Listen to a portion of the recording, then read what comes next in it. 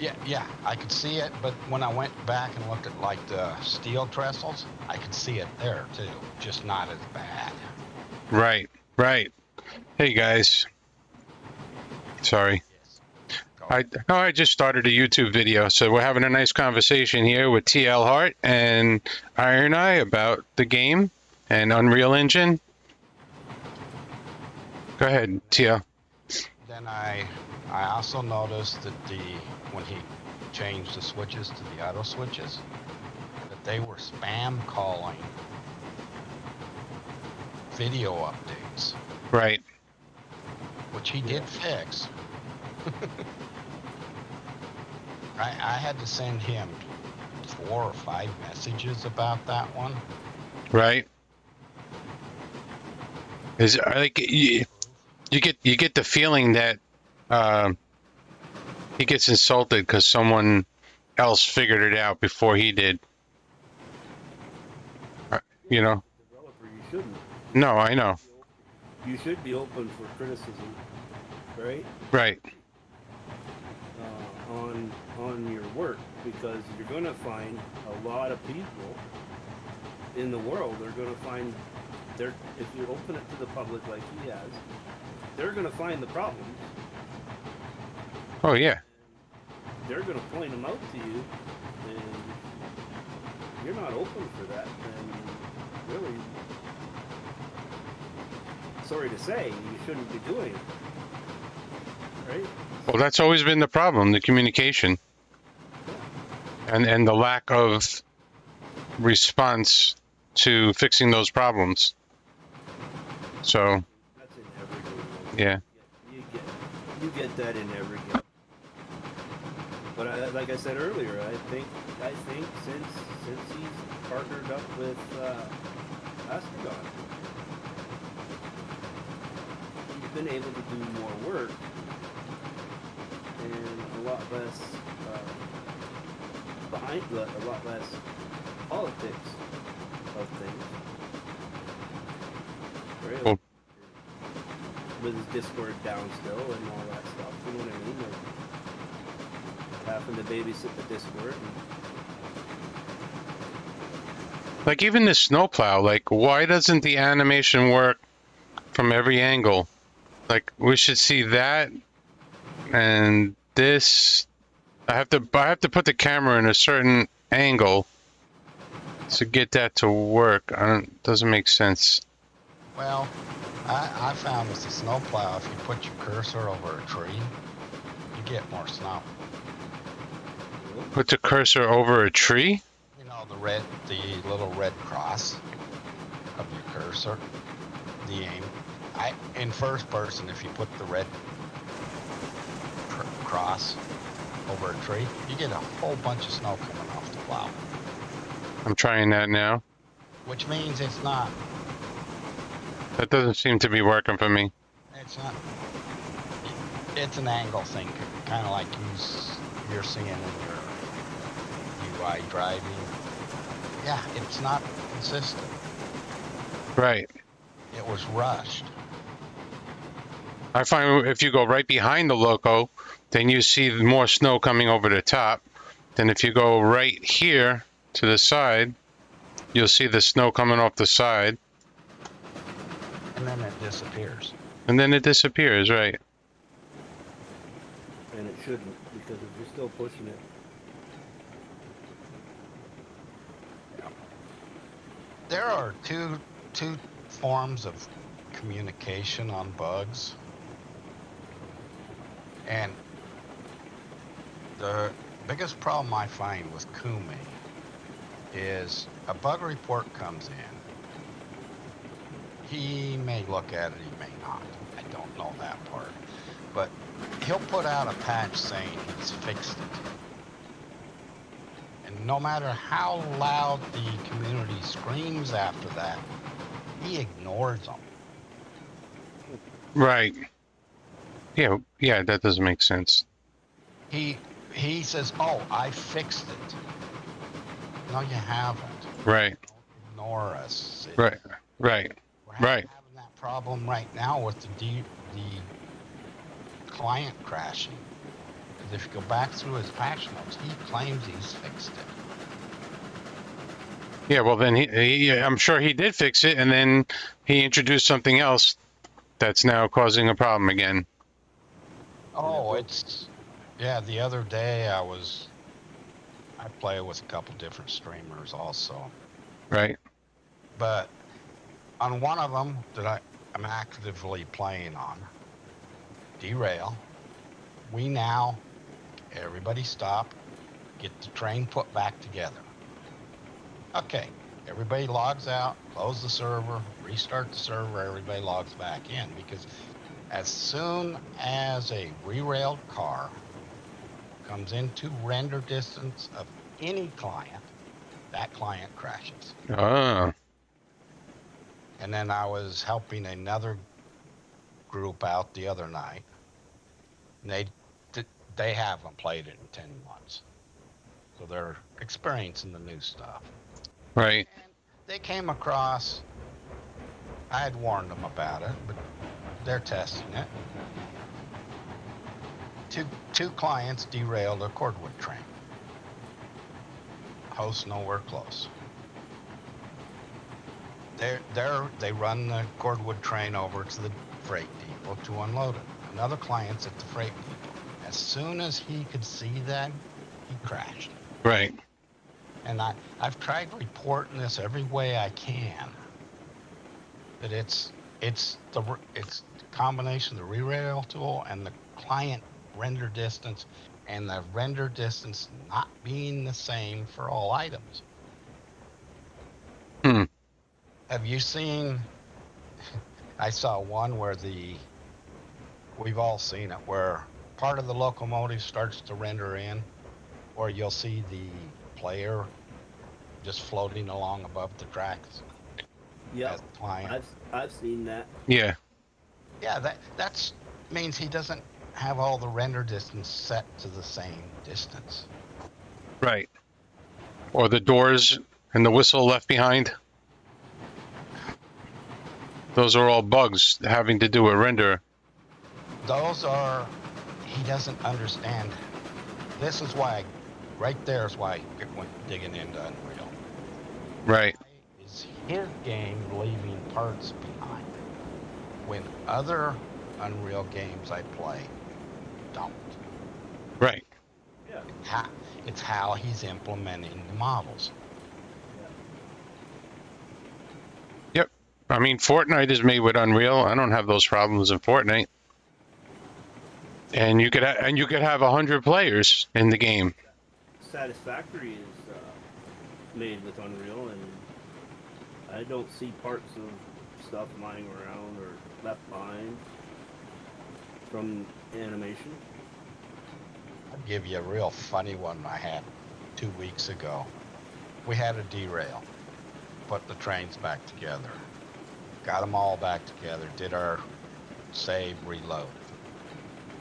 Okay, we have 3 trains on 3 different tracks, all basically side by side. Trying to unhook one of them as a client, I had 3 pins rendering. That's I removed 1 pin, and I unhooked the engine on the 3rd train over, which immediately derailed the train because we're on a slope. right.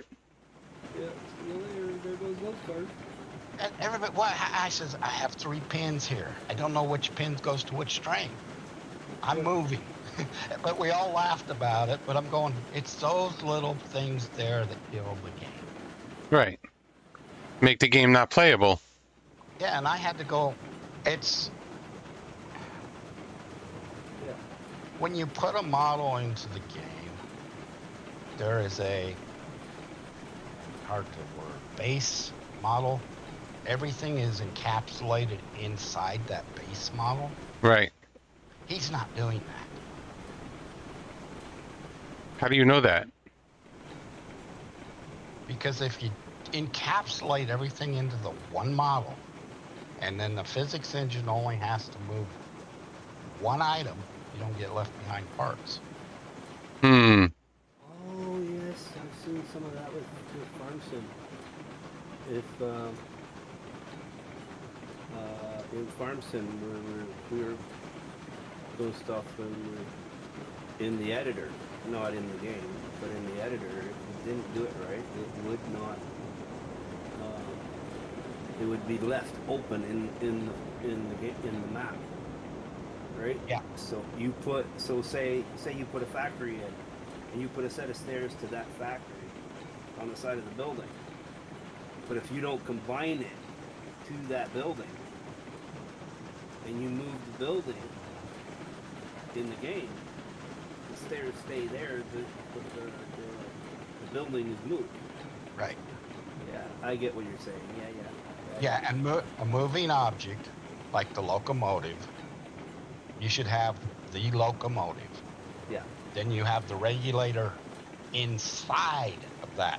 Yeah, well, in Unreal, it's. I'm not sure how it goes because I'm just learning that now. So you have you have an actor, you have a pawn, and a character, and each one is right. Each one is a parent of the other. So if yeah, Relationship correct. right. So the door should be a child of the engine, Right. Yes. and then the blueprint should be on the engine. Yes. And then when you go to interact with, let's say, the door on the fire door, Right. it should interact. It should call the engine first, the locomotive, then the fire door, Right. not the fire door directly. Right. That way it stays within that code base. You know what? Somebody asked me this question. I think it was in the Steam forums. They said, "Do you think Kume is using blueprints?" And I was like, "I have no idea," and I didn't know what he meant by that. But I guess you don't have to use blueprints. You can use code. You use C, I think it's C plus. Yeah, yeah. There's a couple different codes that you can use in Unreal. So maybe he's using codes and not the blueprints. Well, he's in Unreal 4, so we're learning Unreal 5, so I don't know if it's everything. The same. Yeah, I don't know if it's working the same. I've played in Unreal 4 a little bit. The other thing, Unreal 4 still uses NVIDIA's physics for all the car interactions, Right. all the locomotive interactions.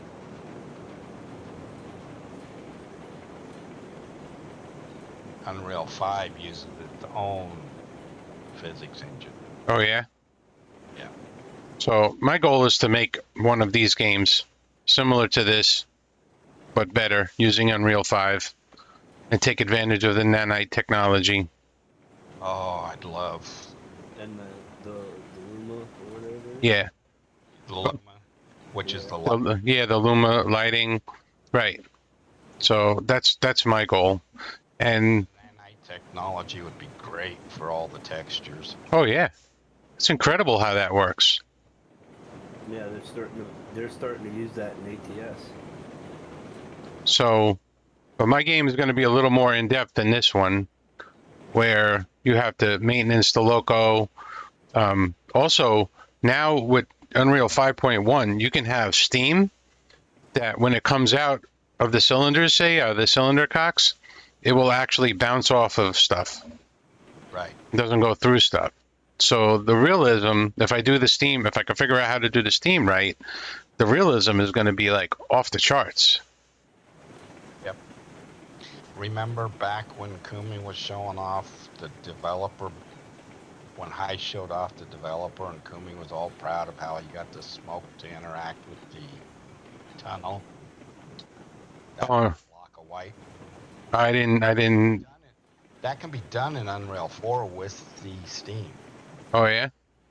Yeah, it's just the way you set your emitter up. Okay. Oh, I learned something today. Yeah, I think it's some kind of Unreal 5. It's some kind of plugin or something. Yeah. Unreal 4, you can do the same plugin. Okay. It makes anything you're emitting from the emitter, the smoke, the steam, any of that, if it hits a solid object, it changes direction. Right. I should just...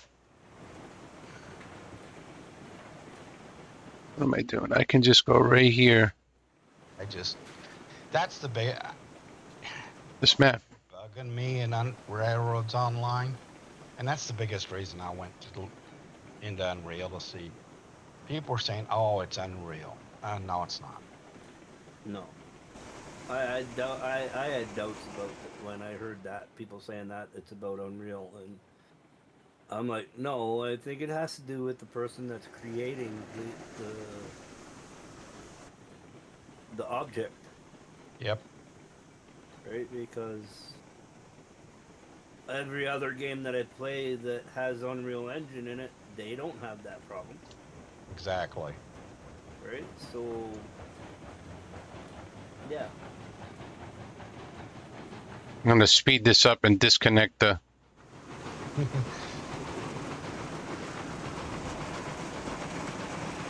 Drop it. I can't tell if I'm doing it or not. It's gonna crash. There it goes. No break on the snowplow. Yeah. No, I was trying to unpin it. Yeah, I know, but yep, there it went. It's over. Yeah. Yeah, it's yeah. Gotta I just wanted to push it ahead so I could put it on this track with the climax. The climax is a better match for the snowplow, so you don't go so fast. Just for fun, I attached the shade to it and just let it run around my tracks. What about when it goes downhill, though? It didn't have a problem. Oh, really? Yeah. Because once this snowplow goes above, like, I don't know, I didn't calculate it, but probably around 18 or so, it's coming off the tracks, especially on a turn. Yeah, I ran it around the flatter area of I never ran it around up into my rocky areas because I found out real quick the snowplow has a wider hitbox than anything else. Okay. And it was catching on the rock outcroppings I'd cut close. Oh, that's just ridiculous. That's something so easy to do while programming, is adjust the hitbox. Oh yeah. Instead of just what I think Kumi's doing is he just uses the inside tool that I'll be right back, approximates a guys. hitbox. Hmm. Okay. And never goes over into those little boxes and sets the actual size. Yeah, you have to go into the capsule and into the mesh and adjust it. Yeah. Yeah, and This is easy to do. Like, you're running a 3-foot narrow gauge railroad, all your hit boxes should be X wide. right. Yes. Because you're getting up into the mountains and all that. So this is why I want to make my own game. Like, I have several ideas that I want to do. That some of them will be similar to this game, but it's not going to be this game. Right. You know? You don't want to duplicate this game, but this No. game has the reason I've stuck with it is one, the track building. Right. That's Build your own track, your own route. Yep. From first person, not from a bird's eye view. I'd like bird's eye view available, but Well, I like the first person track building. so you don't use Railroads Extended? Yes, I do. Oh, so you can do right. I know, but I try not to. Mods are great for games, but I like to see things in the base game. Sure. Of course. Yeah, this game does things no other railroad game does. That's right. This is the game I've been waiting for 20 years. Because I've tried train sims for a long time and I just never liked them. I loved Oh, I hit something. Sid Meier's Railroad 1. Look at the hitbox. Hit the firewood depot. You hit the sand depot, or did you hit the firewood? The firewood depot. Yep. And it shouldn't be hitting. It's not touching. So, Touching. right. Ugh. Maybe the sand. Maybe the sand too. I tend to hit on it when it's that close too. You're hitting something that you shouldn't be hitting. I'm gonna adjust the firewood depot a little bit. But yeah, it's really wedged on there too. yeah, the original Sid Meier's Railroad. I think it's hitting both. I think it was Had industries that you could buy or purchase. it was hitting this wood Yep. from the sand depot, and it was hitting this corner. Yep.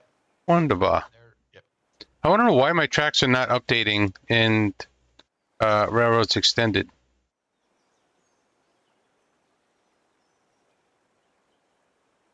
I did all that track work and it's not in there. Huh. Weird, right? Weird. I've got it set at the default 30-second updates, and it updates for me. Right. So. Control R. Nope. Nope, that didn't do it. I don't know. Yeah, I use extended a lot, but so many things I wish were in the base game. Of course. Right now, I just want client crashing fixed. Yeah, that was the whole point of this game is multiplayer, and it's not working. That should be like a top priority for this guy. I understand getting the base game minimal viable product done, which we had clear back last February. Right. And then you start improving it.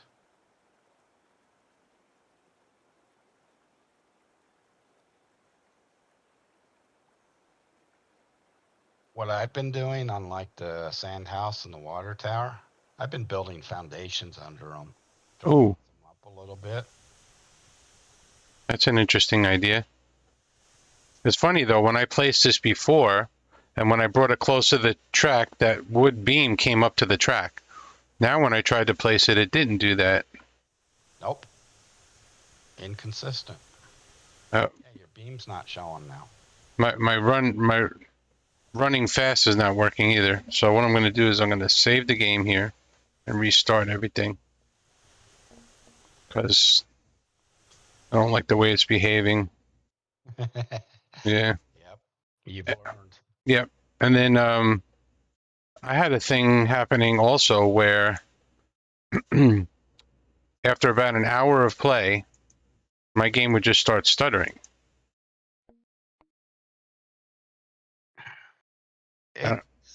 Yeah, I've had the same problem. It varies for me between 45 minutes and an hour and a half, depending on what I'm doing. Right. This map loads fast though. Look how fast that map loaded. I know. The loading times are great. Not the old stuff. The old stuff still takes forever. Yeah, the old splines took forever as it built everything. Now it loads quick, which is helpful for us resetting multiplayer. But we shouldn't be having to reset it every hour. We've noticed that in multiplayer too, that after about an hour, it's best to just save and exit the game and restart, because I have to restart the whole game. something in there is, you're not connecting. Yep. That's good. In there, I didn't need. still lingering in memory. Right. And something in the Look at my crow. it's getting totally out of sync. Check out the crow I caught on my trail cam, upstate New York. He's got a piece of deer guts in his mouth. What you got? Yeah. Yeah. I gutted a deer on my property and I left the deer guts in front of 2 trail cams. I got crows, hawks, bald eagles, foxes, deer, and coyote. Yeah, All the local wildlife. yeah, everything except the bear. I got eating that stuff.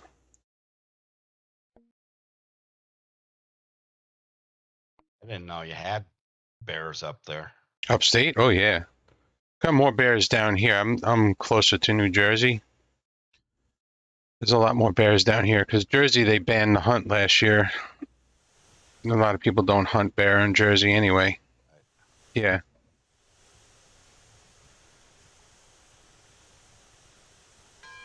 Learn learn something new.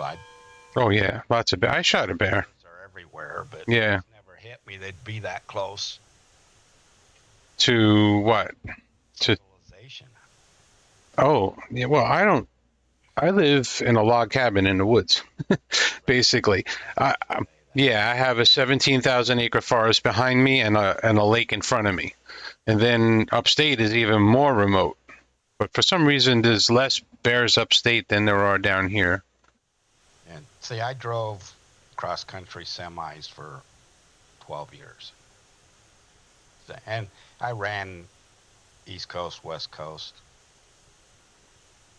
So I've drove through upstate New York. I've drove through New Jersey, lower state New York.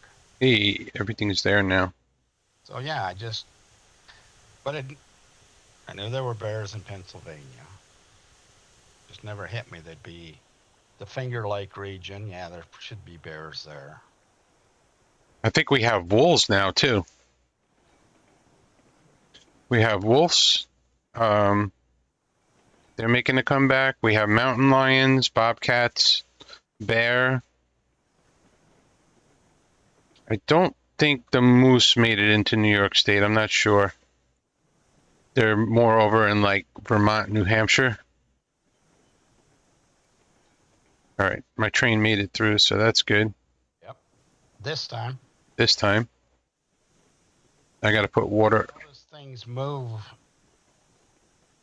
every time you save and reload. Well, I moved those two industries. I know, but Yeah. mean things that I know I cleared 20 times. All of a sudden I'm hitting them. Yep. Yeah, I noticed tracks. The old splines used to move. Yes. These do too, I think. Oh, really? I can't prove it.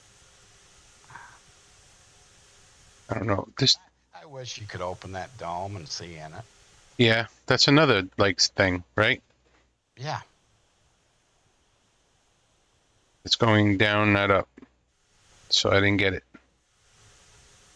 Hmm.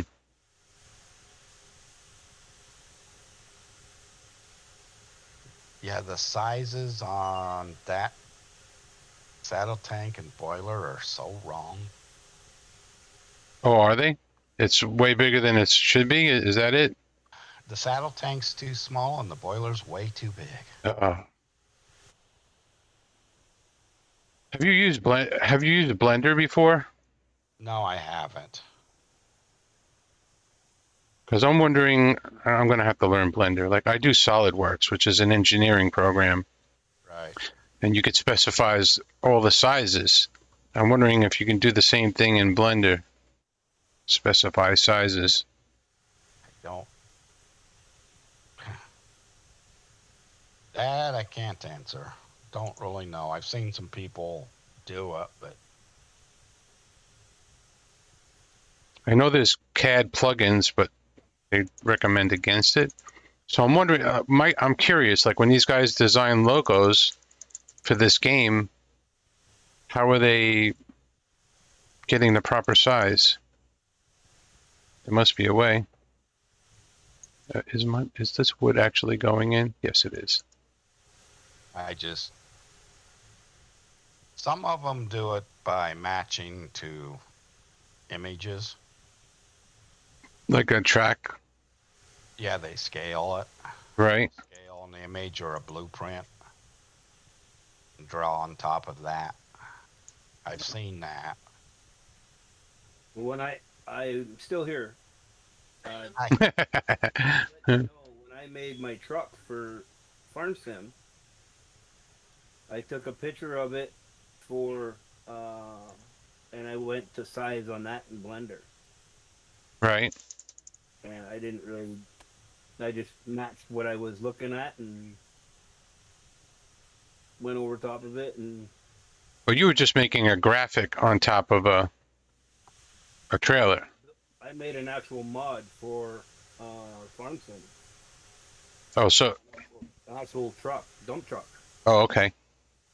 It was the whole. Farm sim Go ahead. Go ahead. doesn't Farm Sim have actual specific criteria you have to meet to get that vehicle to work? As in, you've got to have this so it'll interact with the game.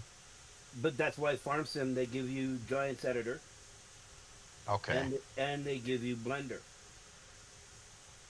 right? So those two programs work together. So you use Blender to make the model, then you use the editor to place it in the game. Yeah, yeah. Okay. I'll be right back. I'm just on the phone with my daughter. All right. Yep. It would be nice if they had mod support for this game, but that's something I plan on having if I make a game also. And I'm not locked into making narrow gauge, Right. but it's so weird because I love trains my whole life since I was 3 or 4 probably. I got my first N-gauge train set when I was 4, and I've loved trains ever since. But I mean, a lot of years I didn't play with them or didn't study about them. And back in the 70s, the only source of information was like Model Railroader or Trains Magazine or whatever book you buy. There wasn't a lot of good ways to get information. And I never liked narrow gauge. And then 2 years ago, I went to my son's house in Colorado, finally visited him, and we went on the Georgetown Loop. And I saw the work that little engine was doing up those grades, and I instantly fell in love because, I mean, I love like pulling things up a hill. It's just something that interests me. I love the power and the traction, and I was like, oh, how could I not like this? I was saying to myself, and I instantly became a narrow gauge fan. So, and thanks to the internet and all the knowledgeable people such as yourself, Dr. Wolfenstein, and everybody else in the discords and everything, I've learned more in the last year and a half about trains than I did probably my whole life. Yep. I grew up in a train family. I mean, go back in the history of my family. They were far back as we went. We had tie hacks for the Union Pacific when they were putting the Transcontinental Railroad through Wyoming. Oh wow. My now personal knowledge. My grandfather was a conductor for the Hans Peak Railroad, which is now gone. It was a short line railroad. Okay, never heard of it. Standard gauge short line. It hauled coal out of northern Colorado and hooked it into the Union Pacific. Okay. Sounds. As a child, I got to ride in a caboose every other weekend. Nice. That is so cool. Riding a caboose with Grandpa on his job. Yeah. My dad worked for the Union Pacific as a electronics specialist. That's when they were updating all their signals to be controlled from Omaha. And then I married into a family. My father-in-law was an engineer for the Union Pacific. Brother-in-law was a maintenance welder for the Union Pacific. So I got a lot of knowledge just firsthand from all this. Right. I never went to the railroad. They all told me not to. Oh, really? Come to work here. That's funny. Come to work here because they could all see the writing on the wall that's happening today. Right. that the railroads were failing and that the railroads were failing, they were cutting jobs. Yeah. right. Back when Grandpa was running was the conductor, okay, diesel. Yeah. So you don't need a fireman. It still had an engineer, a conductor, two brakemen. Yeah. One was a brakeman, one was a switchman. There were still four men running that train. Hmm. This is in the 60s. And they slowly cut them down to, just two. Now they want to cut it to one. Right. Well, they just made a rule. What's the overseeing federal agency? The NFR? I thought it was NF.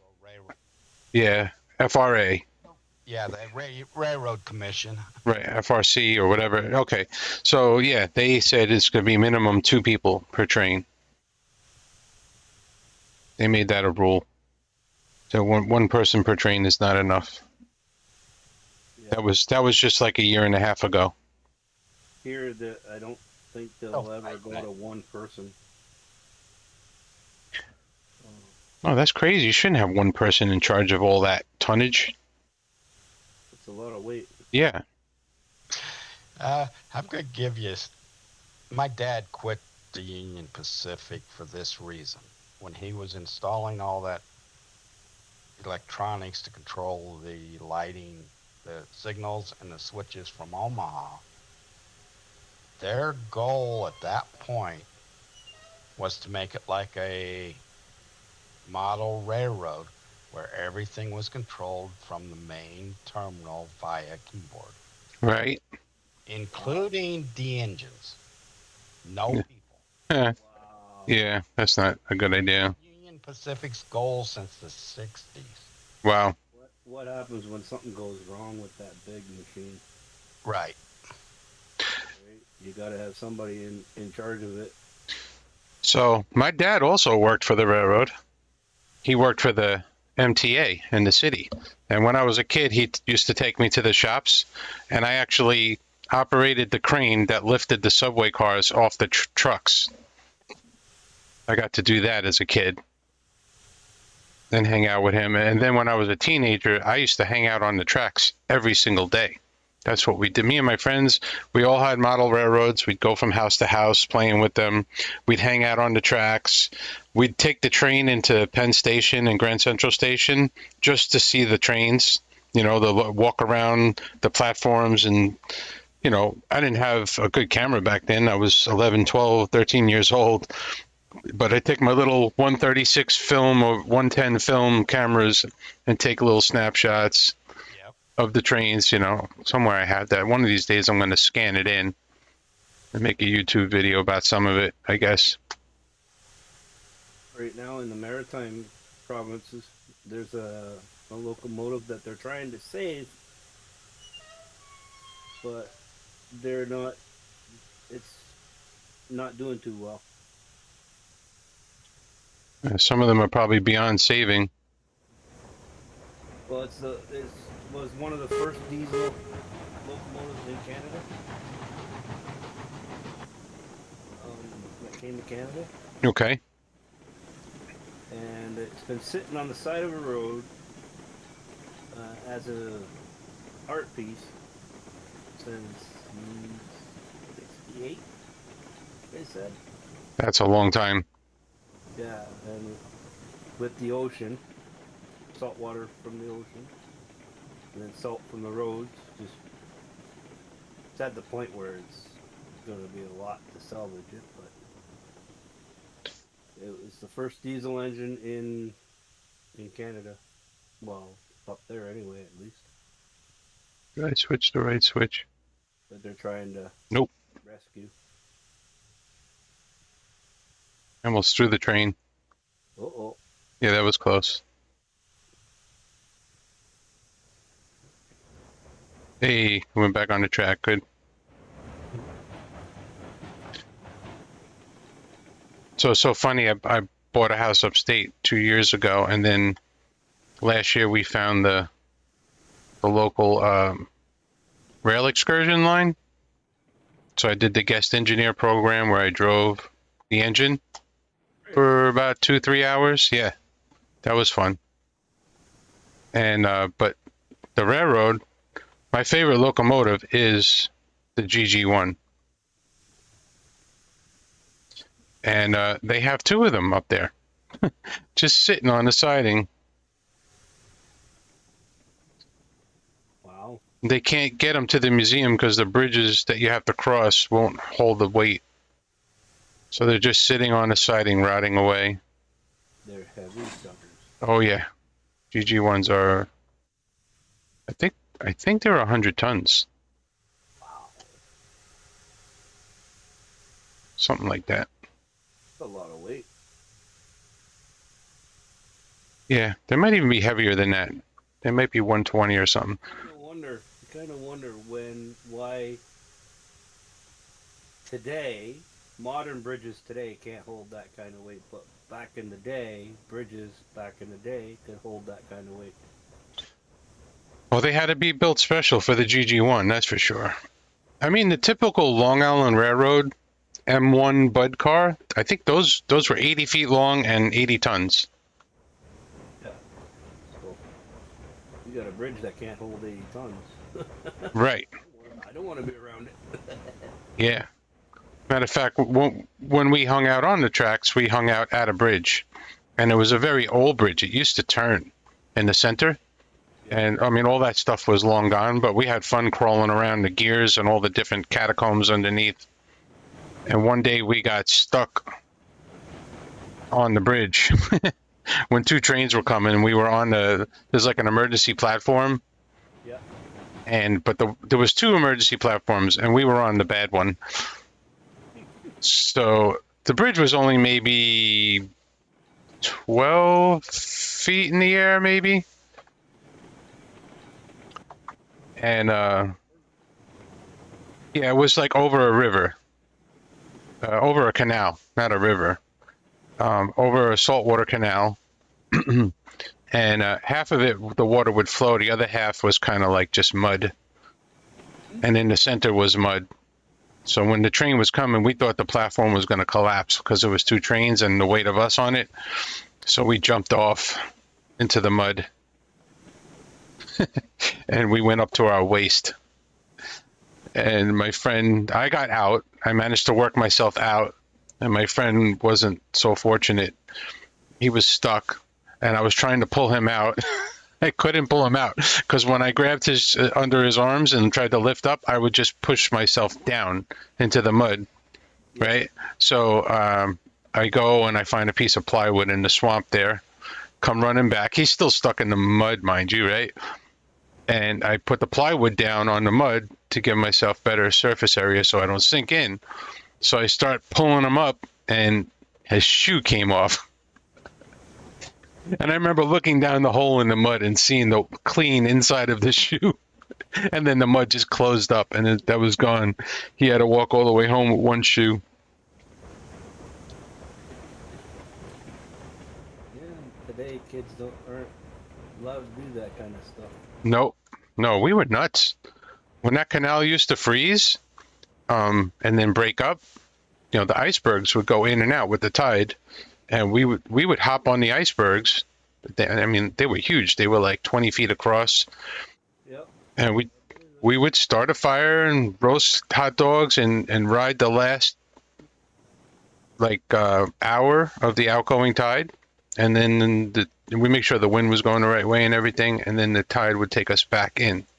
And then we get off again. So it'd be like a 3-4 hour journey on an iceberg. We brought pieces of wood with us to use as paddles in case something happened. We could try to paddle towards shore. There was enough of us on it, we could move it. But if we did that today, the helicopters would be overhead, Search and rescue. Oh, yeah. Yeah. Yep. Yeah, I know.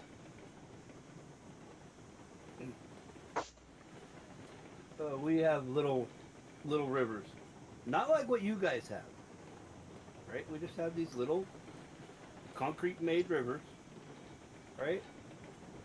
And At the beginning of this winter, a kid fell in it. Mm, You would think that it was the end of the world, right? right. They had 10 cops there. They had 3 ambulances, 5 fire trucks, all to get this kid out of the river, right? Yeah. The depth of the river, because it's made out of concrete, it's not like you guys have. The depth of the water Right. is about your ankle. Ankle. Why the hell do they need all those people? To get them out of the embankment. See, we make the embankments on ours. Oh, he couldn't climb up. It was probably all slimy and everything. No. There's about 10 feet of concrete,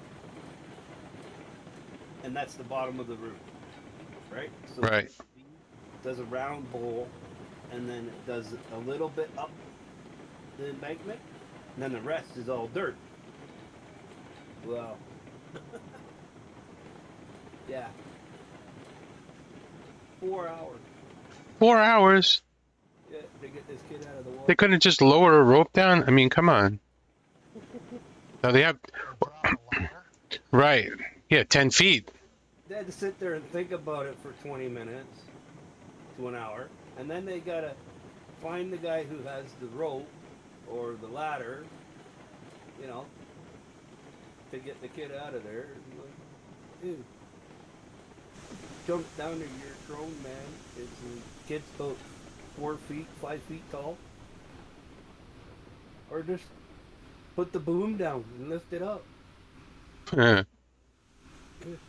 He'll hold on to it, and you can drag his ass out of there. I just found it funny. Yeah, it took them 4 hours to get the kid out. Yeah, they have to follow all these protocols. Yep. You know. Yeah, I had that similar type of situation. There was a car crash right in front of me while I was waiting for my wife to get off the bus. This person came out of a side street, and another car hit him, and it was an SUV, and it just rolled on its side, like ever so gently. Yep. It was kind of shocking how it rolled so easy. I think it was a Ford Explorer, but then the police came like instantly, and they had to brace the car up, do all this stuff before I'm standing on the top of the car with the door open, like holding the lady's hand, you know. I'm like, what are you guys doing? Just help me lift her out of the car. I couldn't lift her out, she was too heavy. Yeah, well, You don't have to open these up, right? I don't even think they don't even open. No, they have a metal. No, oh, they're these don't different. even open. Right. Different from. It's been a while since I did an oil delivery. Yeah, those don't even open. Wow. I hope this lines up. Looks like it's gonna. Nice. I Is it? spent hours getting it to where I could load 2 oil cars there at the same time to get that just right, the distance just right, to Right. get the angles in. Yep.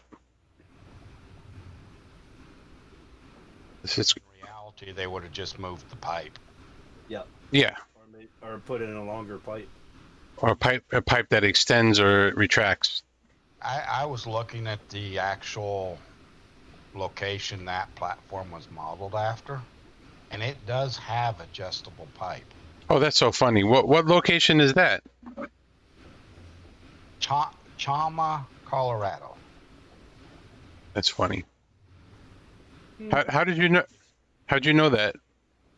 The guy that modeled it told me Oh, okay. where he got the pictures from. And I went and looking at the pictures, and I go, "It's got adjustable pipes."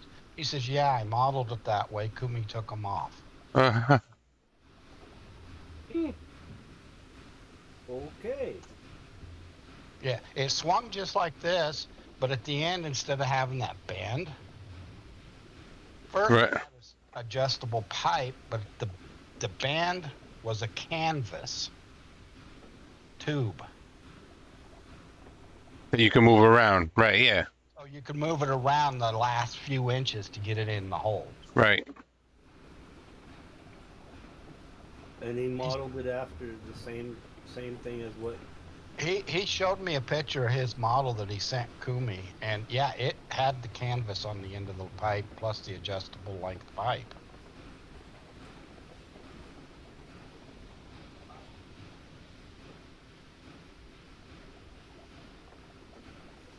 And that platform he modeled it after could load 8 cars at a time. Oh, really? Yeah. That. I wouldn't want that in this. No, right? Well, yeah, you got 4 cars. You can load them all at the same time. I mean, this should have been. You should have been able to just like click here, click there, and select load, and then it should just load for you and stop. You shouldn't have to sit there and go, okay, is it 11 or 12? Is it 11 or... It's 12. I got to shut the valve off. Right, right. Yeah. Maybe that's the way it was in real life, and he's like, it's got to be that way. Yeah, right. Well, no. When they go by the look of the tank, because when you're looking down inside it, they have a ruler, a measuring device, like they do at a gas station. They put it Actually, down. Yep, that's one way. The other way is there's actually a float on the outside of the car. That would be another idea. The pipe's there. Tells you how much is in there. Yeah. Yeah. And that little hook to beside the loading thing is an overflow valve. Yeah. So if it's got too much, it starts coming out that little valve on the side. yeah. Yeah, if you ever look at some of the Colorado Rail Museum, they have a Gramps tanker car set in there, which is the line. The oil field was called Gramps. Okay. That's the guy who owned it. And they painted the side of all their oil cars Gramps. Oh, cool. Yep. Next time I go out to Colorado, I'm going to the museum. Why didn't this train stop? That's so messed up. Take pictures. Oh yeah. Again, I think that and I think anybody would agree with me. If you're gonna do something, research your project. Right? Like. I'm having trouble with the controls here. When I made my first mod for Farm Sim, I must have looked at about 1 million trucks before I went into Blender and made my first mod. Right. Right? Just to get a feel. Like, no, I used, as a kid, I worked in construction, so I'd see dump trucks all the time, right? Yeah. But to get to know all the detail, you look at a dump truck, oh, it's just a dump truck, right? But to get the detail that you're looking for, right? And trust me, my dump truck in Farm Sim had detail. Like, if you look at it, it looks like a real truck, right? But to get the detail, you gotta really hit it again.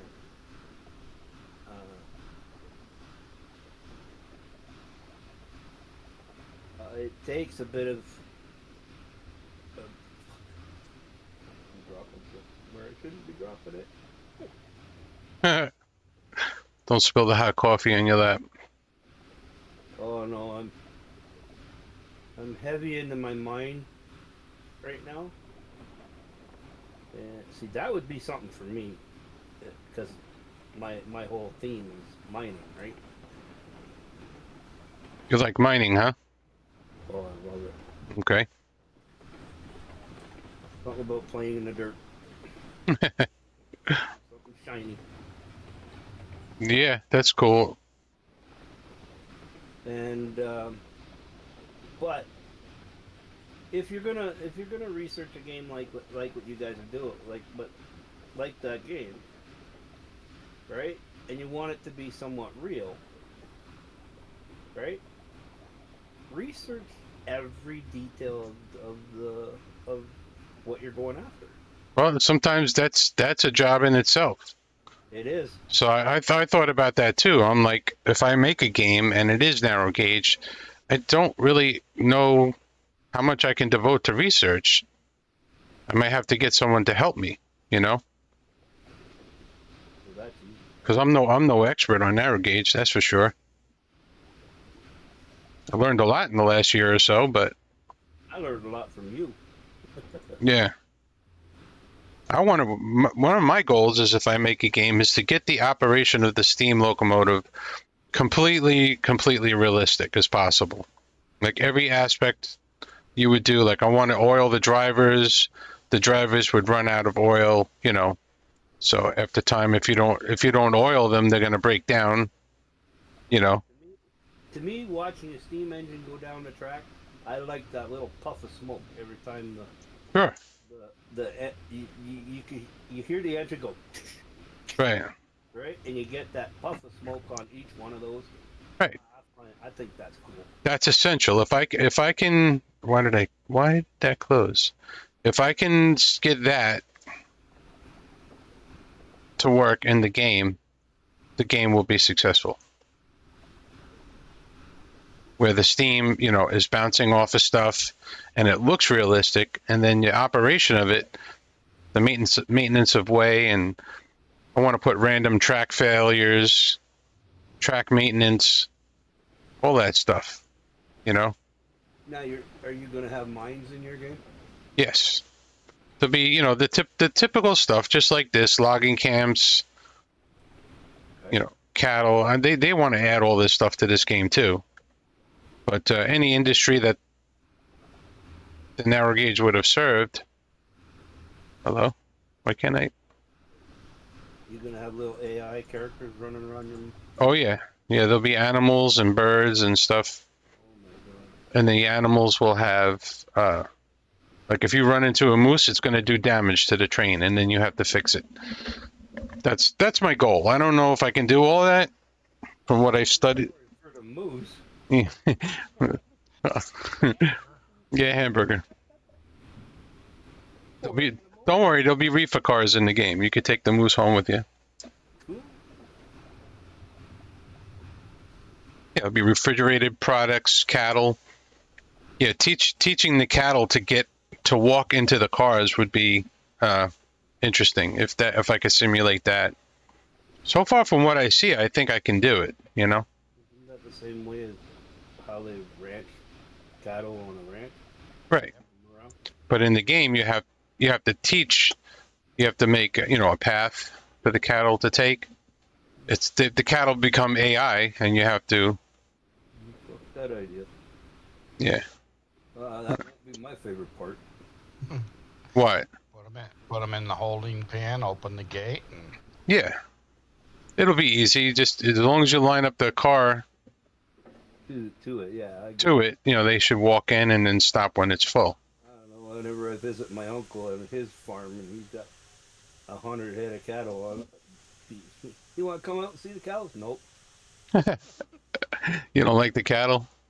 they stink. that they do. I'm telling you, dude. It was a. My mother used that against me when I was a kid. She'd send me to his place if I was a bad kid for the school year, right?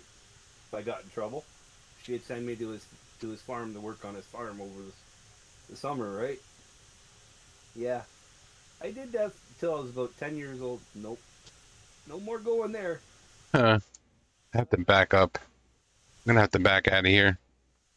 Heck, that was a rite of passage as a teenager for me. Go work on the ranches in the northern part of the county. That I, was every teenage boy did that. yeah, I would love to do that. You went up there for the whole summer. Yep. School got out. You got 2 weeks, and you went to work for the summer. And you lived there. Yep. all summer long. And you ate well. Oh, you ate? Well, you were so dead tired at the end of the night, and all you did was go to sleep. Yep. Sundays off sometimes. Sometimes. Not here. No, the reason I say sometimes, if it rained or something during the week, and you Yeah, didn't you're get not your working. full day in, you worked Sunday. Oh. And It's good to most sit- of it was hay. We were bucking bales of hay, Yeah. Throwing hay, cleaning the stalls. cleaning the stalls, putting the hay up for the winter. Manual labor. Getting feed. Yep, feeding, yeah, all That's that maintenance work that the rancher really didn't have time to do. He paid us well. that was back-breaking work. Backbreaking work. First year I went, I was 14. You can't do that nowadays. No, Right. You can't hire a 14-year-old. not even here in Canada. But yeah, well, from 14 to depending on how long you want to do it, that was the rite of passage in the teenage boy. Go up and work the ranch. There were 3 ranches up there that hired as many as wanted to come. Well, yeah, my uncle was telling me about it, right? Like, he would bring in, there would be about 20 kids back when we were kids. Now, we're all the same age, right? I'm 65. Oh, Wow. I know I'm 55. So, same age. Yeah. But growing up as kids, that was the way life was. If you didn't sit around and play video games all summer long, you had to do something to contribute to the house. Yep. And when I was a bad kid, okay, the first year I was a bad kid. I will admit, the first year I was a bad kid. The second year, well, I couldn't wait to go there because he actually paid me for being there. And when I came back, it was like I got a ton of money. You couldn't spend money while you were there. No, No. so I had a ton of money, right, for carrying me over the winter. So yeah. Yeah. And that's why we liked it, because we worked all summer. Yep. You came home with a ton of money. You could go out on dates. You could go have fun after school instead of having to go to work. Yeah, it wasn't. Well, they don't allow that today. I don't know if these 2 engines have enough power to get this train up this grade. We're gonna find out. Yeah, we're gonna find out. But yeah, it's nowadays. Heck, you can't legally hire under 18 onto a ranch. On a ranch? No? Yeah, Any because job- of the equipment. Oh. It's considered heavy duty.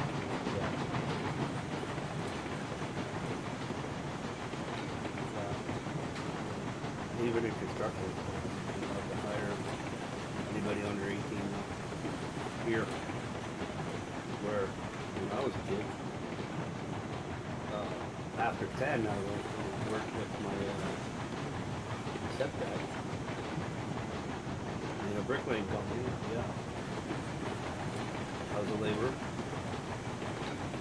You know, made good money there in the summer months, and on the weekends. But Yeah, you can't hire kids today. He's telling me all about it. He cannot hire anybody under the age of 18. That's crazy. Not legally, anyway. Yeah. right. That doesn't make sense, you know? When I was 12, I got hired by we call him my uncle. He was just a friend of the family. But I was the cleanup crew for a framing crew. Yep. You know, walk on the job site, pick up all the junk, throw it in the truck, jump in the passenger seat, go help unload the dump truck. That was at age 12, and I got $1 an hour. Yep. That's good good money back That then. was good money back then. There was no minimum wage at that time. Yeah. But yeah, they paid us $1 an hour. You worked 4 hours, you got $4. But Guess what? This train ain't gonna make it. I already can tell. Yeah, it's not even on the grade fully, and it's stopping. Oh yeah, those tanker cars are the heaviest thing in the game. And this 260 doesn't have a lot of tractive effort. I thought we figured that out. That the wood one, something wood one, was the heaviest one. One of the wood ones are heavier. Wood? Oh, the cordwood? Yeah. I don't know. I remember having that discussion with somebody once a while back about that. Cordwood used to be the heaviest, but this is right there too, along with pipes. Yeah. Okay, right now cordwood with the cars are 21,000. Yeah. And crude oil with the tanker is 26,000. So it's basically 5,000 more. Yeah, it went up because he changed the tanker car. It weighs more. I've had people go, "Where do you get all this knowledge?" I says, "What else have I got to do?" Yeah, retired. All the brakes are off. Yeah. That's the best thing about We're gonna have to get it. First came out, there were so many knowledgeable people willing to share the knowledge, Right. the information. well, that's We got to get another engine. when I first approached this game is when I met humanity. And I didn't own the game for what? Almost a month. And I knew all about the game, and I knew all about. I didn't know much about trains, even though I played with model railroad sets when I was a kid. It wasn't for me. It wasn't the same as for it is for some folks, right? To me, it was another toy, Right. right? But getting the knowledge from you guys and stuff like that, it's like it's Makes it part of the fun, right? yeah. How do we do this? How do we do that? Right? Like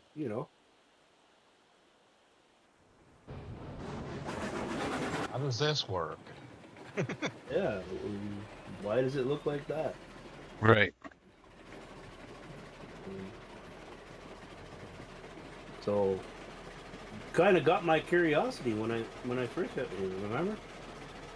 Yeah, we had a lot of good conversations over the last year or so. Yeah. Been a year. Yeah. Yeah, I bought the game right after it came out. So, 15 months now. Right. I love railroad games, but all the recent ones have just been drive train, Yeah. drive electric train, drive diesel train. You Right. know what that is? I'll sit in a chair and watch the screen. That's it. Yeah. That's why I don't like. That's why I don't like the games. The. Build it. I mean, Derail Valley is kind of interesting. You do make deliveries and stuff, and there's a challenge to the operational aspect of it. But this is the only game that has like a real feel to it. Look what I did. I blew my train up. Want to be real well. Oh, did you?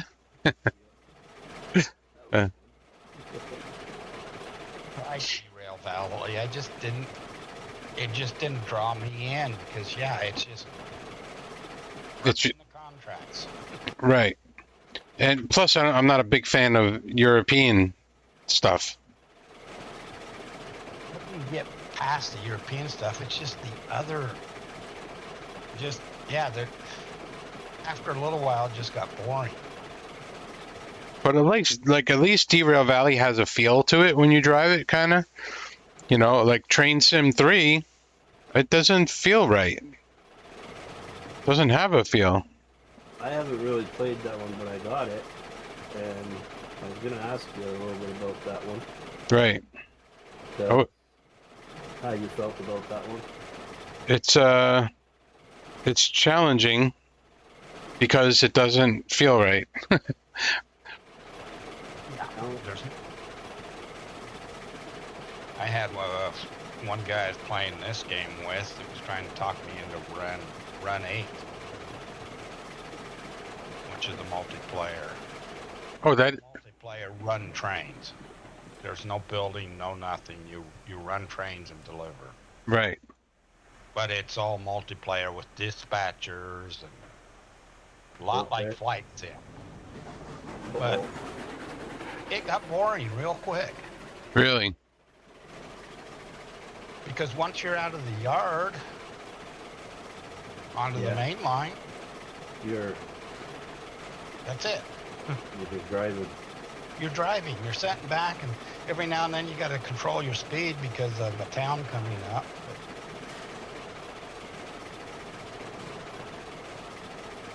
And I went, well, no. I bought it, played it, and says, well, that's a waste of $50. Yeah, that's how I feel about Train Sim 3. Yeah. Okay. And run 8. Every time it updates, it's another $50. Oh, nice. Not a one-time. No, it's $50 for version 1. It's $50 for version 2. It's $50 for version 3. Hmm. It sounds like a pay-as-you-play. Well, they update every 2 years. Oh, okay. But still, I hate that business model. Yeah. Well, you got to make money, right? Right, but okay, I'm going to use City Skylines as an example. Uh-oh. The game is what, 15 years old now? 12 years old? Right. Look it up. They're still making money off that with DLCs. Yeah. You don't have to buy the DLC to enjoy the game. Right. But you can. Yeah. And see, I like that business model. Okay. Or Civilization 6, which is now ancient. Yeah. Because I just got 7. Yeah, they're starting to talk about 7 finally. But was it? Yeah, it was almost 2 years ago. They released one of those DLC packs where if you bought it before they were all released, you got all 6 DLCs for the price of 4. Yeah. So I bought it because I liked the game. I got my money's worth out of that $50. You know, I got updates every 2 months. Yeah, it's like when I bought the Need for Speed series. I went after one game. Right? It was gonna cost me $55, $60, right? But then I saw a bundle set up, right? I got 10 racing games, all the Need for Speed series, right? And 2 that are created by the people of that series, right? So I got 12 games for $60. So I look for stuff like that, and their updates are free. They don't have any DLCs on it, they're old games. They're old games, but for stuff like that. But then I got, what was that other one I got? The wood didn't go in there. Yeah, trying to find that angle. But the it's lit up like it should go in there. Yeah, I'm watching your Yeah. about every other one. They'll miss. But I got City Skylines, and I don't go after the DLCs. I just go after there's mods. Yeah. Right? And the one that I found for that game is the Lose It mod. I think that they should have put something like that in the actual game. I lost traction on the climax. Yeah, but that's I prefer the business models where they expect the game to last, Well, yeah. Oh, yeah. and they're gonna support it for that time. Well, no arguments there. None. None. Like I that do. game's been around for over 15 years, like you That, said. that's a Paradox is the publisher. That's their Yeah. business model, long Yeah. term. Yeah. Astrogun's business model is sell you a new game every 2 years. But see, Astragon is just new with railroads. Yeah, but look at their history. Look at all their other games. And look at their history. They were the publisher for Farm Sim. Astragon? No. Yes. Back from Farm Sim 1 to 13, they were the publisher. Were they? Yes. See, I didn't see it in 13. It might have saw been 11, but I saw yeah. I don't remember if I saw them in 2008. But they tried, Farm Sim Giants tried going with a new publisher. They finally became their own publisher. Right, which was a smart move. But see, Farm Sim's business model is sell a new game every 2 years. Now they do some updates in that too. Yeah. COVID screwed that up, made it 3, 4. FS19. Yeah, Their 19. Their longest running. Yeah, 3 years. Yeah. 22. They should do another one in 24, but they DLC this year. That's Yeah. their business model. Yeah, I don't understand Kumei's business model because you buy the game and he's supposed to take 5 years to finish it or something, and you don't have to pay any more money. So how's he going to make money? What's going to keep him going? New sales. Yeah, that's probably. Shouldn't there be like a theoretical limit to how many games can be sold? Well, yeah, there is, but a little quick math. The last 30 days there's been just over 200 reviews. You take the low end of what all the marketers say, multiply that by 30 of how many games were bought. Well, I watched on. Oh wow, you think he sold that many games in the last month? What, for Christmas? Yeah. Oh right, for Christmas.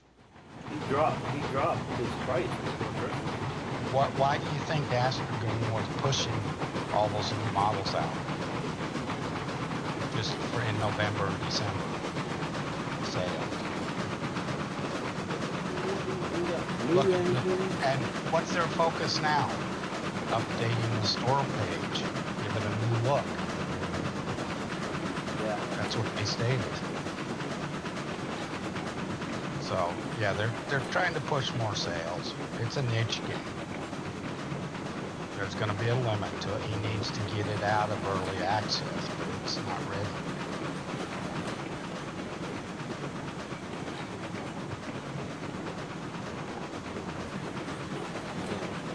I wish he would accept help. Oh, we're beyond that. Wish in one hand, in the other, which fills up first. Thanks, Dad. Yeah. I was happy he took my map, and I was surprised. yeah, I was very surprised also. And he took your map. Yeah. Yep, he took. You were showing why some people weren't having issues and humanity was, Oh yeah. and found out it was his rendering of all the breaches. Right. Well, again, that falls under how they're programmed, right? I don't know. Like, is he playing the game? He can't be playing the game. Yeah, right? That's obvious. He ain't playing the game. Well, that's something every creator should do. Of course. Their own game. If you love programming, don't really like playing the game, you have a dedicated person. Or a group of people. Should be a group of people, yeah.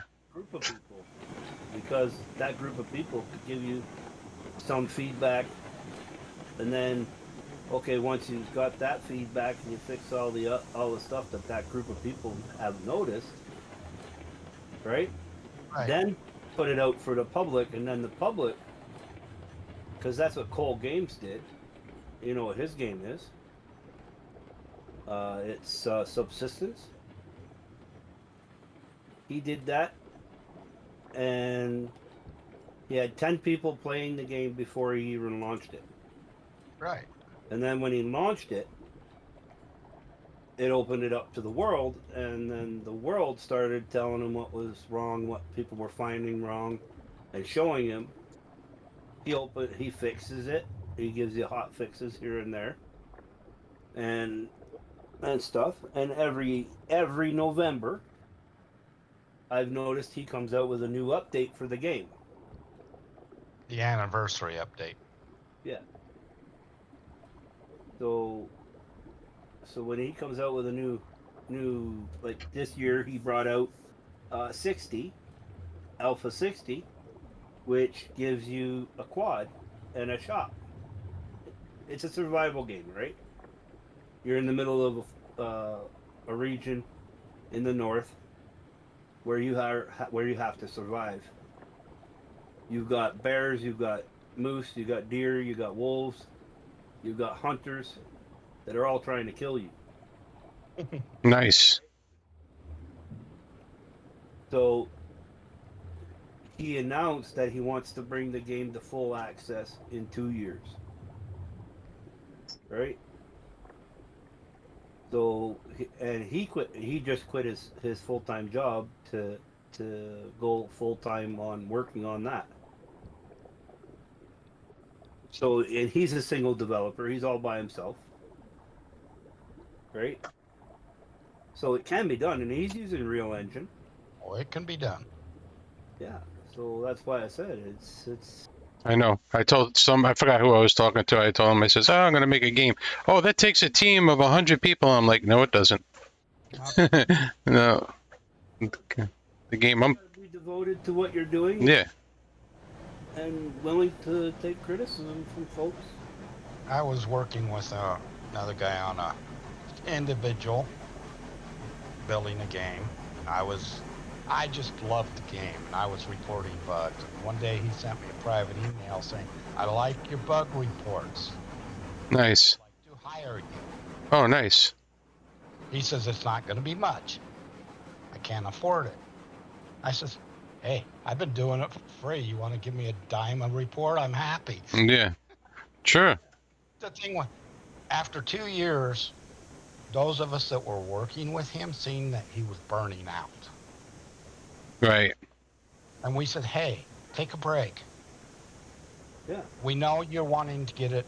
He didn't even release it into early access on Steam. He had his own forums and, Yeah. all. But when he got ready to go to Steam, we said, hey, take a break. Give yourself a breath. Because the proverbial is going to hit the fan when it hits. And Oh yeah. Because it opens up to a billion people. Yeah. But he took the break. He listened to us, because we could see it. He was blind to it. He admitted afterwards, I was blind eyes burning out. But the game's still going. He's releasing DLCs for it. What game? RimWorld. Right on. Tynan's a real nice guy. I know a lot of people who play that game. Yep. I got it when it was Alpha 2. What's the name of the game? RimWorld. RimWorld? It's a survival game. Okay. You don't control the pawns. You kind of tell them what you would like them to do. Yeah. But But Okay. it's a very interesting game. But it just single developers can do it. Oh, yeah. But and he had one weak spot in his development. And that was the UI interface. And he actually hired another person because he realized this is my weak spot. Right. He hired a part-time programmer who eventually became a full-time programmer as he grew. So He again, is, yeah, again, that says that he's open for help. help, and he's open for criticism on what he's doing. Oh, Yeah. he was very open to criticism. He had I don't remember what it was written in. It was a database for tracking bugs. And Good. he Sorry. tracked every bug, and when it was resolved, he kept that report. Right. It's amazing how often bugs come back. Yeah. Yeah. Sure. And you could go, hey, we've had this bug before. What did we do to fix it, and why is it back? Right. Yeah. How do we fix it again? That's Yeah. basically, yeah. Yeah. So, again, that that falls under communication. Uh-huh. Willing to listen to your testers or to general public, right? Right. And if you can't do that, if you can't take that kind of criticism, then it should be time to back it in, right? Because I can tell you right now, when we bought that game here in Canada, that game sold for $45. Right? Railroads Online to buy the game. Right? So he's making money. Oh, yeah. Oh yeah, he made money. Right? He made a lot of money. Right. He's making money. Even if Steam took say $15 for their end of it, he still made a chunk of money. Yep. They take 30% off Oh. the top. Yeah. So right away, you get 1 million sales. Yeah. Yeah, you're rolling in cash. Right? So, Someone calculated that he made about, probably now it's probably up to about 2 million in sales. just in the U.S. probably. No, I think that's worldwide. Worldwide. Yeah. I just did a rough calculation off the sales from November and December based off reviews. And then I take the lower end since this is a niche market. Right. That worked out to be, after he paid Steam, I don't know what he's paying Astrakan, but I just took that as 10%. He still made $2.5 million last year. Oh wow. Just in 1 year. And that's just taking the sales from November and December. Yeah. That's insane. Yeah. Yeah. So people don't understand how much $35 is expensive for an early access game. Oh yeah. Or $45 in Canada. I've heard reports in other regions of the country it's almost $60 Yep, I've heard that too. because of this way Steam does pricing. But Well, I heard that if you were to buy, a buddy of mine looked at this game in Europe and it cost him. Okay, so it cost me $45. It cost him almost $70 to buy the game. yeah, Right? And I'm like going, holy smokes.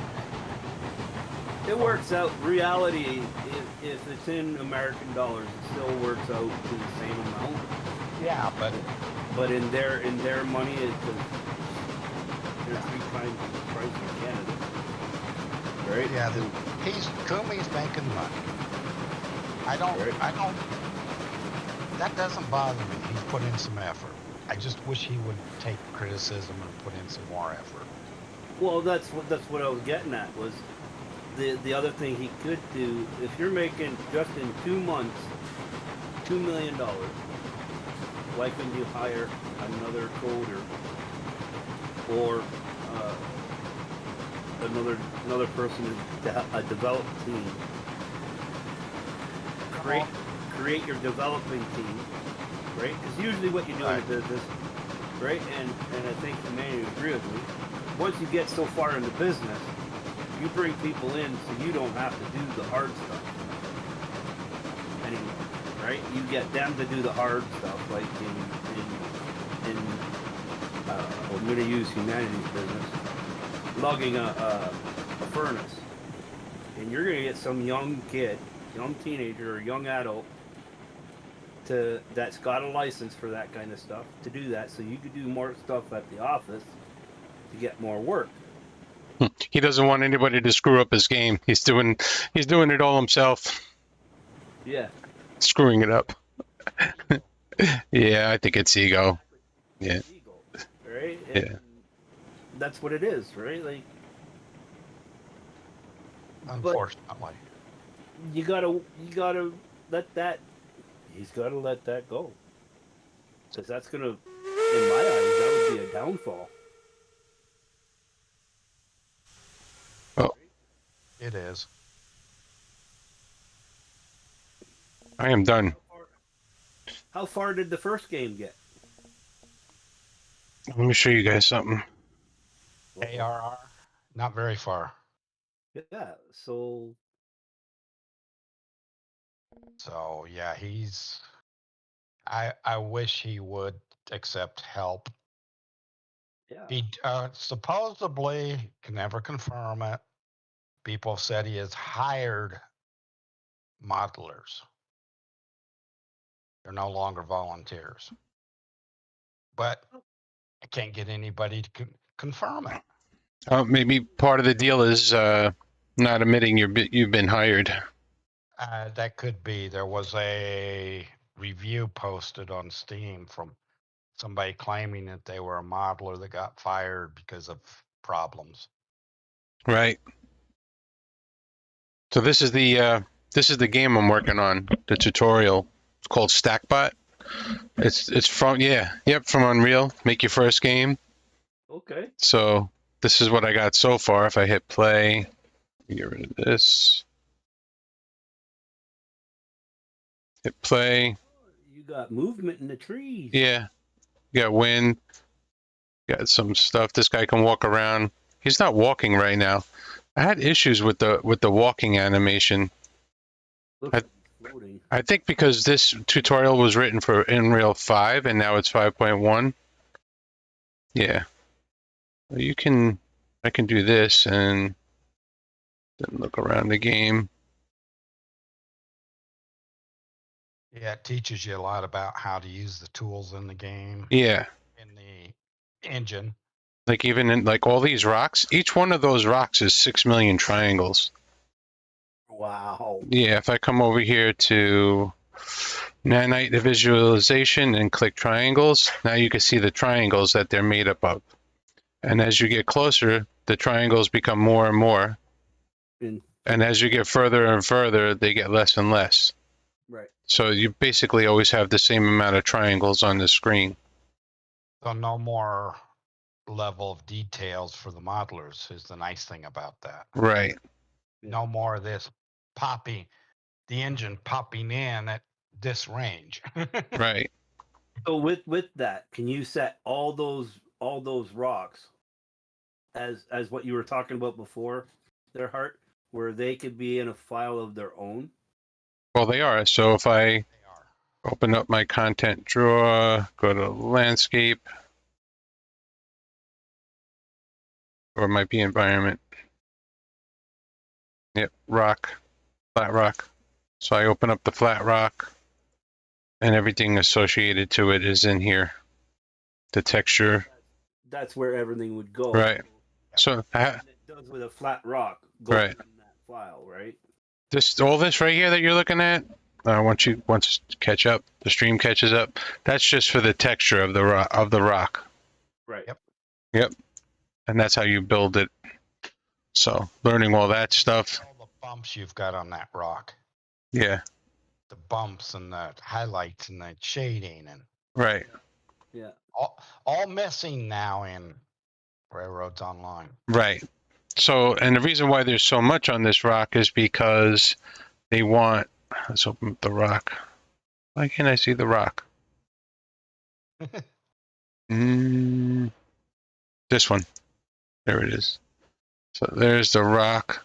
So you want the texture on the side of the rock to be different than the texture on the top, Right. so that it looks like a rock. Right. So I don't particularly like the way he did it. It looks more like sand than a rock. Yeah, it looks like sandstone, Yeah, Yeah. kind of. Yeah. yeah. A little So, bit grayish need to go in there. but I understood the tutorial, of how it works. And then here you have the animations. Let's see, where's the animations? And how to rig the character to make him. Yep, That's the other thing that frustrates me right now is that character he bought is fully rigged. right. Yeah, He one. doesn't use it. Oh, okay. Yeah, and he's very difficult to. His voice is very difficult to follow along. It's like yeah, his accent is really bad. And I'm good at following accents. Like I don't care if he has an accent, but I have trouble following him. And then he like made the video and then narrated it, I guess, later. So what he's clicking on is really not. And he does stuff so fast sometimes. I have to watch it 3 or 4 times just to get it. Um, yeah, yeah. I'm doing. Had to have Yeah, his video on one screen. yeah, Try to recreate what he just did. exactly. And I feel like I'm not learning that way either. Um, you know Slow it down a bit though. that. Yeah, I'm sure there's a way. I don't know how to adjust the speed, but that's a run. This is That's the run animation. this is the walking animation, and then when he's idle, Yeah. you have to like come in here and trying to remember all this. Too. Yeah, this is the animation. So this is your graph. Whatever happens in locomotion gets put to here. You draw the line to that other thing, right? Yeah. From that to that, right? Yep. Yeah. Yep. So it was so funny because this wasn't looping for me. When he did it in his game, he put it in and this automatically looped. It took me an hour and a half to figure out why it wasn't looping. And I swear I looked in the same spot like so many times. But now you know it, so But now I know it. Yeah, I learned a lot like looking for it. So, but that's what I mean. Like this guy is, we're just following what he's doing, and I feel like I'm not really learning. Aside from like when something goes wrong, I have to try and research it. So I watched someone else's video to figure out why it wasn't looping. Or Well, I went into car rendering but that is video to figure it out. Yeah. but it's still you're still learning, even though it's somebody else's video. You're still learning and you're doing. Right, but I'm just copying what he's doing, and he's not always explaining in depth everything that's happening. You know what I mean? Right. So I'm doing it because it's on the Unreal website, and it's make your first game. So I'm going to do that, and then hope it has something to do with making my second game or something. Right. Yeah. Well, I could tell you right now, I'll be a tester for you. Yeah. My next I sit here all day anyway. my next one I'm going to do. Let's see. Go over here at YouTube. I think it's Unreal Sensi. Oh. Yeah. And then this is his first free one. this 5-hour video. I've done his free tutorial, that one. Right. The 5-hour one? Yes. Oh, you did it. I've done it. Yeah. In this I don't tutorial, want to say you'll how go many from hours knowing because I nothing don't about Unreal remember. Engine 5 Right. to creating. Oh, I expect this to take me, like a week. So he'll walk you through to make this landscape. So. It becomes a complete game. Oh, it does. Yes. So what do you do in the game? It's just a little shooter. Okay. Castle. Okay. Cool. But learning all that landscaping. Yeah, that's what I need to learn. Oh, that was, the mountain, the background mountains. Yeah. In online. They're so Yeah. much easier to do, and he shows it. That Right. background Uh, mountain there is not taking up any engine. I know. I know. I watched about an hour of that video so far. He, That he teaches a lot, yeah. and all that video is to get you to purchase his class. Right. Which you know what, I might do, because if he's teaching me stuff and he's easy to follow along, you know, and then if you're in the class, you can ask questions. You know what I mean? Yeah. To get certain information out of them, because I know I'm only gonna go so far and then get stuck. And then the other thing is, have you watched videos on Chat GPT? No. Oh, see, now that's what you need to look up. Chat GPT is an AI that'll write code for you for the game. Heard about it. I have not. Yes. Into it. Oh yeah. Watch a couple of videos, because, and anything to do with AI, and like there's free. I wish I could remember the name of the website. There's free websites that can create characters for you. Yeah. Right on. Right. And the thing that gets me is the Unreal Store has free assets. Yep. The nanite importing is real easy. But isn't the nanite thing to? I don't know much about it, so. The nanites remove the level of detail where, like in the distance, the trees go flat to a Yeah, billboard, yeah. or the engines de-render. It gets rid of that. Yeah. It just So, farther away you are, the less the less. processing power it takes. See, like in Railroads Online, when the game, when you get further away from the tree turns into a two-dimensional thing. Right. Yeah, with nanite, it'll stay three-dimensional. It'll just have less triangles. So, you know, The detail disappears, but the actual shape stays. right. So the performance of the game, you're not trying to render 6 million trials from a mile away. Right. Mm. It basically keeps all your triangle count on screen the same, no matter where you are and what you're looking at. And you can, So it reduces processing power. It reduces GPU power. right. And would that reduce? So basically, it would reduce also your FPS power. It Well, increases the number of It- frames you get. That's what. Yeah, it increases it. So. right. And you'll have stunning amounts of detail. Yeah, because you won't have that render distance problem we have now where the client can't see the ninth car on the train. Right. He would see it, it just wouldn't be as detailed. Right. I don't know about you, but I usually, when I build my trains, I have 20 cars, and I can't even see past the 15th car in the engine. Right. Well, yeah, based on the railroad, but that's a whole separate issue. Is it? Well, because you can't see past the trees, right? No. If I'm going down a straightaway and I'm standing on the roof of the loco, right? Yeah. Still should be able to see the caboose on the last You on the should. back of. Yeah, I see it, no problem. Oh, maybe your 3D slider is not all the way up. Turn it down. Oh, that could be, yeah. Yeah, you got to turn you.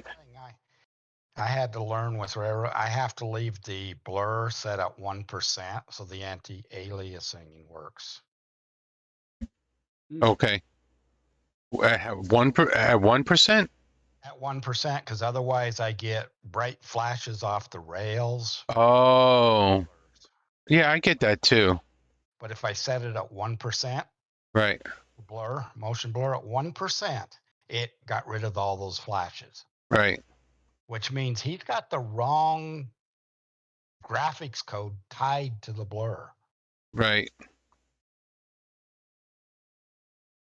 And we still got motion blur on all the wheels. Right. Yeah, because the motion blur, wouldn't that be because of movement? Motion blur simulates movement. Okay. So it shouldn't be blurry then. It should be showing as the wheel's turning. Right. Right. Okay. I'm following what you guys are saying. Motion blur is to make it look like it's moving more than it is. Yeah, Right. I get you. And the first thing I do on every game is shut it off. But yeah, I discovered actually somebody else told me about, hey, just turn this up to 1 or 2% and it'll get rid of that flashing on the rails. I'm gonna have to mess with that myself. Because yeah, you know what I'm talking about. Certain sun angles, the Yeah. rails flash, the boilers sit there and flash and flicker. Right. Yeah, I've been getting that too. So Yep. So yeah, I got rid of it by turning motion blur up just 1 or 2%. okay, I'll do that. 'Cause I I didn't. Yeah. try that out. Yeah, I see where you're at on that tutorial. Yeah. Landscaping is pretty easy. You want to sculpt, Landscaping is so easy. you just make mountains wherever you want to make them. I mean, it's time consuming. Oh yeah. It all depends on how much detail you want to get into it. Right. What's cool about Unreal 5 with the nanite is that you can have incredible amounts of detail. Yes. Yep. And people keep telling me, "Oh, he can't move to Unreal 5." As little coding as he's done, yeah, he can. Yeah, you can. I don't see why you couldn't if you're already using Unreal Engine 4. How There hard might would? be there might be a couple things he would have to recode, but it wouldn't take long. Right. Yeah, you can import everything one by one. Or you can just it was on Sensi showed it in a promotional video how to migrate from Unreal 4 to Unreal 5. Right. And it was 5, 6 clicks and go to bed. Yeah. Really? Yeah. Yes. Yeah.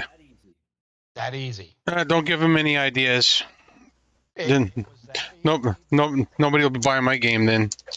There were little things. I want my game to look better than his. That's why people will play it. He won't switch. No? He hasn't even updated to the latest version 4. Oh, Oh shit! Don't tell him. yeah. Oh, he knows. That's funny. If I was to make a game, it wouldn't be a train game. It would be a mining game. Right. Be interesting. Not Minecraft. No, no, no, no. Like, okay, right now I'm playing Hydroneer, right? Okay, I know what that one is. Right. My whole theme for my thing is, my name is Iron Eye, right? If you came to my Discord, it's welcome to the Iron Mine, right? So I'm everything about mining, and so yeah, if I could build a mining game where uh, you've got the ability to use everything that you got sitting in front of your computer, like say you got a wheel, you've got a controller, or any of that. You can work the tractors, you can work the it would be something that I would do, that I would think about doing, where it would be enjoyable, because then you get to play with big machinery, right, that you don't get to play with on a daily base, Right. right? And since you guys got me into trains, well, humanity got me into training. Mhm. Um, I kind of like the fact that you build, like, you got to build your mine, right? Like you build your railroad, so you have to build your mine up. You just don't start from uh So you'd have to decide what kind of mine and where and yeah, and in my world, I'd probably have everything, the certain depth. If you went to a certain depth, you get diamonds at a deeper depth than anything else, right? And depending on where you are, mines, most mines are either an iron or coal, right? Right. So they would not be in the same mine as each other. They'd be separate mines, right? So somewhere in the world you'd have a coal mine. Somewhere in the world you'd have an iron mine. And then if you were going after the pewter stuff and all that other stuff, you would find that somewhere else in the world, right? So that would be my thing, right? Because I love mining, right? Right. Playing in the dirt. Well, Unreal 5 has a thing where you can actually dig into the dirt. Yeah, I know. Yeah. There's some kind of plugin, and that's what I want to figure out how to work, because in my game I would like to put a bulldozer in it where you bulldoze the path where you're going to lay the tracks. Right. And Yeah. You flatten it with a Prepare. bulldozer. Right, prepare, and then you could cut into the mountains a little more, you know. Yeah, you can make your tunnels. You can make your Right. Tunnels is a whole other thing. I think my understanding is narrow gauge didn't have that many tunnels anyway. No. Right. They didn't have massive bridges either, unless they absolutely had to. Right. Everything that I've been reading, you're right. Unless they really needed it, they were like the cheapest railroad on the world in the planet. They, Cost, and maintenance cost. yeah, yeah. I'm looking at pictures of old pickup or trucks that they used, like the body of a truck. They put it on a train on rails and used it. One thing I always have to remind people of too. Okay, the Uinta Railroad's a great example of we got to get the stuff out. How can we do this? Yeah. You know, they ran at 5 miles an hour. Their Still moved. timetables were all set at 5 miles per hour. It still moved it. It moved tonnage. They had 22 corners per mile, 7% grades. Wow. But that railroad only ran for 15 years. Hmm. The reason it quit, because they knew as soon as the internal combustion engine was developed and trucks and pneumatic tires were developed, Yeah. Bye bye. they took the roadbed for the railroad, turned it into a road, and started hauling the gilsonite out by truck. Right. It was cheaper. Sure. Yeah. Anyway, guys, I have to cut this session short now. I got to go. Short. Got to do some real work in the real world. Yeah. Yeah. I love watching him build that. Yeah. Yeah. Make your game and I'll test it. Yeah. I'm sure other people will test it too. Yep. It's going to take a few months before I get to that point. Yeah. Yeah. The idea. You know I'm gonna bug you now, right? Yeah. Well, just give me a few months here. You know. I think this tutorial is probably going to take me the rest of this month, I'll bug you in 30 days. and then next month I'm going to work on that Unreal Sensi tutorial to make that game, because I think he's going to show me more about landscape than this stuff. This looks like toy stuff, you know. His landscape is more realistic. Oh yeah. It Yeah. is. Yeah. I'm gonna bug you. You know that, right? So, and then I'm gonna start bugging yeah. you. When's that game coming? I'm going to start with the map first and make a landscape that'll work. And I think one of the one of the stumbling blocks is going to be, you know, making placeable track. That's going to be probably difficult to figure out. Placeable track? You know, like Railroads Online, to place your own track. Yeah. Build it ourselves? Yeah, that's, for me, it's not really a good railroad game. You got to have creativity. So I want to put all the stuff in the game so you could be creative. That'll keep people playing it. Yep. Because if you're just looking at the same thing over and over, there's no point. If you're just driving, yeah, you'll be falling asleep. Right. I don't want that. To this day on my main map, I still change track alignment to smooth it out to improve it. Right. Yep. Yep. Even though it's got the new spline? Yeah. Yep. I didn't think that with the new spline really matter too much how. Well, I want to go 25 miles per hour with my cars. Yeah. Yeah. That's hard to do right now.